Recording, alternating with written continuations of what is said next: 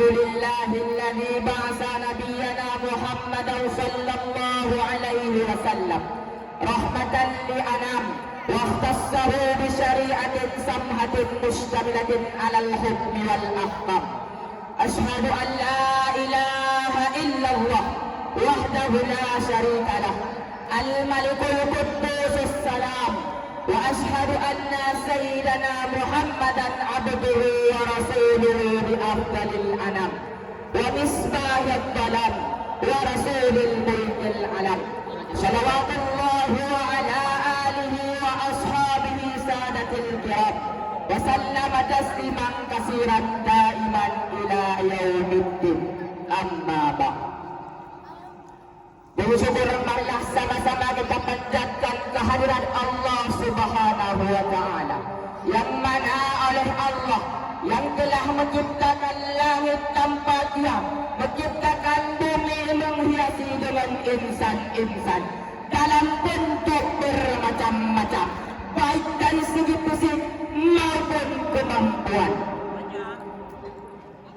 Selanjutnya selawat bermahkota salam marilah sama-sama kita sanjung-sanjungkan kepada revolusi Islam yang berwajah dunia, yang berpangkat Rasulullah, yang bertitel Habibullah, putra daripada Abdullah, buah hati daripada Siti Aminah, tak lain dan tak bukan, yakni baginda Nabi besar Nabi Muhammad sallallahu alaihi wasallam. Taklim wa takrim yang terutamanya kepada ayahanda rohani kita bersama selaku pucuk pimpinan Dayah Anwarul Munawwarah, dan taklim wa takrim kepada seluruh dewan guru yang telah mengajari kita dari satu kata yang tiada bermakna sehingga kini bermakna. Selanjutnya taklim wa takrim yang termulia kepada Dewan Hakim yang telah menilaikan kami dengan seadil-adil mungkin.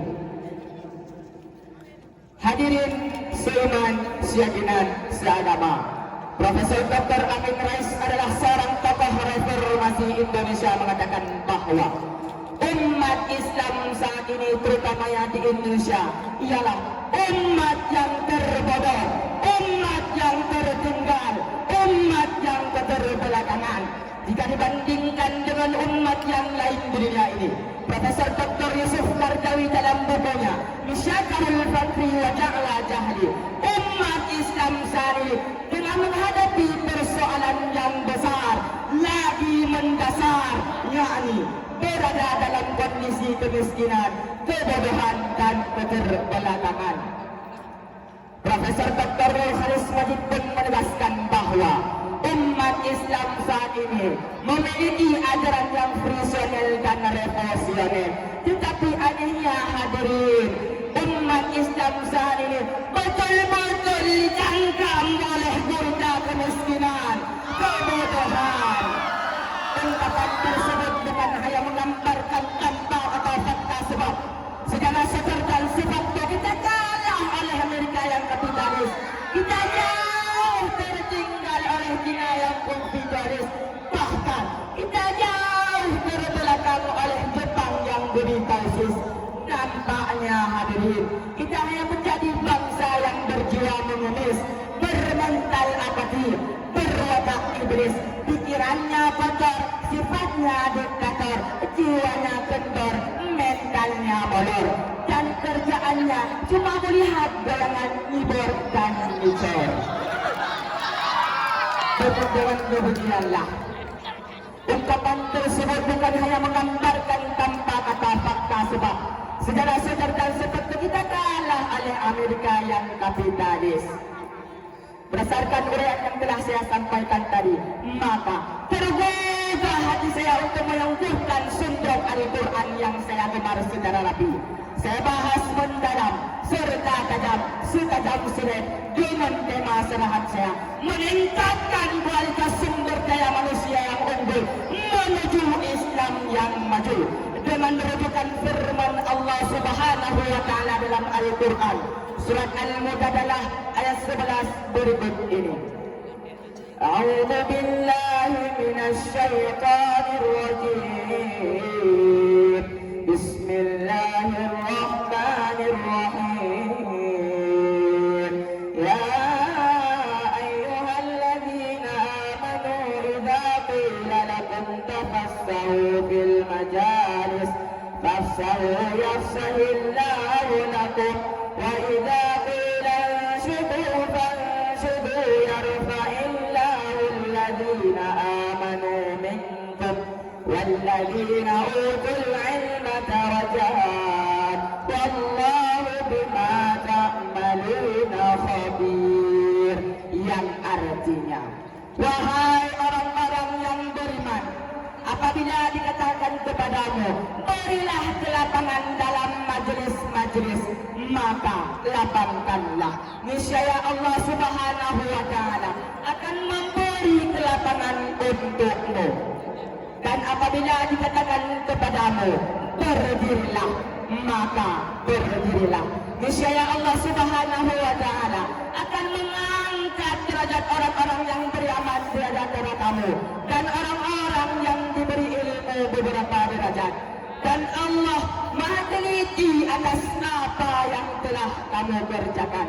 Dewan hadirin yang saya muliakan, ayat tadi merupakan landasan teologi dalam mewujudkan sumber daya manusia yang berkualitas untuk meningkatkan Islam yang kita cintai ini, yakni harus melalui peningkatan ilmu pengetahuan yang berbasis keimanan.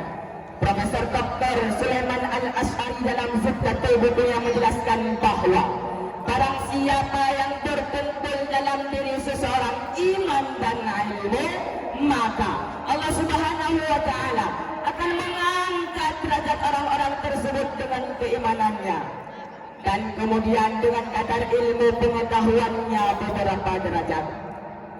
Kita harus menciptakan sumber daya manusia yang berkualitas dengan meningkatkan pendidikan yang memperlihatkan potensi iman dan ilmu, sehingga nantinya terciptalah sumber daya manusia yang dan personal dan profesional.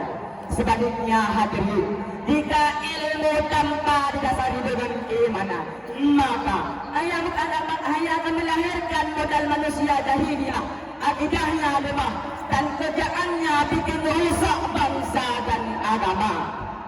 Selain itu hadirin, akibat lemahnya iman dan keyakinan, maka ilmu pengetahuan akan disalahgunakan yang seharusnya menuntun ke dalam kebaikan, malah menjerumus kepada tingkat keberadaban, kezaliman dan kewenangan.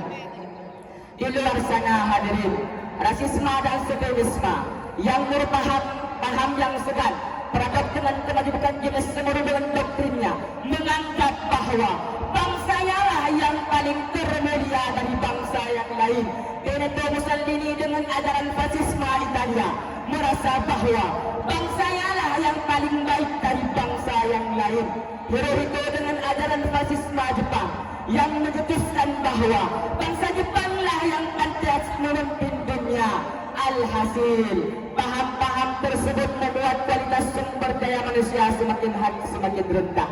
Dengan anggapan tersebut, mereka dengan semena-mena melakukan sesuatu dan melakukan semuanya dengan kewenangan.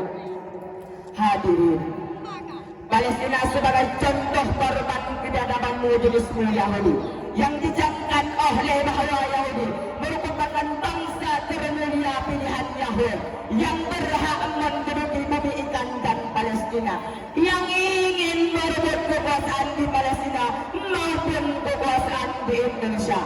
Maka kita diingatkan akan kerusuhan pada bulan Mei 1998, di mana sasaran utamanya adalah orang-orang Tionghoa. Masyarakat secara umum tidak melihatnya sebagai contoh kebiadaban jenis Yahudi.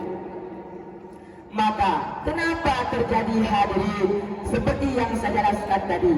Akibat lemahnya iman dan keyakinan, maka ilmu pengetahuan akan disalahgunakan yang seharusnya menuntun ke dalam kebaikan, malah menjerumus kepada tingkat di hadapan kezaliman dan kewenangan. Coba kita perhatikan hadirin, akhir-akhir ini angka-angka kejahatan banyak dilakukan oleh orang-orang yang berpendidikan, berilmu dan berwawasan. Coba kita perhatikan orang-orang miskin kalau mencuri hanya untuk makan sehari-hari. Orang-orang banyak kalau mencuri untuk sesuatu nasi. Namun hadirin, jika mereka berpendidikan mulai beraksi dengan bersenjata bela, mengotak-atik pula senjata manusia dengan sekejap mata mereka mampu berubah peradaban dunia. Maka kita sebagai contoh di hadapan Allah Subhanahu wa Ta'ala, kita harus menciptakan pendidikan yang berbasis keimanan. Hadirin, sebenarnya masih banyak yang ingin saya sampaikan, namun kehendak ketepatan waktu telah memisahkan kita. Maka dari lembayannya banyak uraian yang telah saya sampaikan tadi, bisa kita simpulkan bahwa untuk memajukan Islam yang kita cintai ini, maka dibutuhkan sumber daya manusia yang berkualitas. Dan untuk meningkatkan Islam yang kita cintai ini, terutamanya di era globalisasi ini, untuk memajukan Islam yang kita cintai ini. Namun hadirin, kita sebagai orang-orang yang telah diturunkan oleh Allah Subhanahu wa Ta'ala dalam permukaan bumi, kita harus menciptakan pendidikan yang berbasis keimanan dan ketakwaan dan keadilan kita sebagai contoh hamba Allah Subhanahu wa Ta'ala. Hanya ini yang dapat saya sampaikan. Terima kasih atas segala perhatian. Mohon maaf atas segala kekurangan. Kuat rumah karena sendi, rusak sendi rumah binasa. Kuat bangsa karena budi, rusak budi bangsa binasa. Wallahu muwaffiq ila aqwamit thariq. Assalamu alaikum warahmatullahi wabarakatuh. Waalaikumsalam warahmatullahi wabarakatuh. Yang hadirin yang kami hormati, peserta warisan tampil dengan nomor undian 709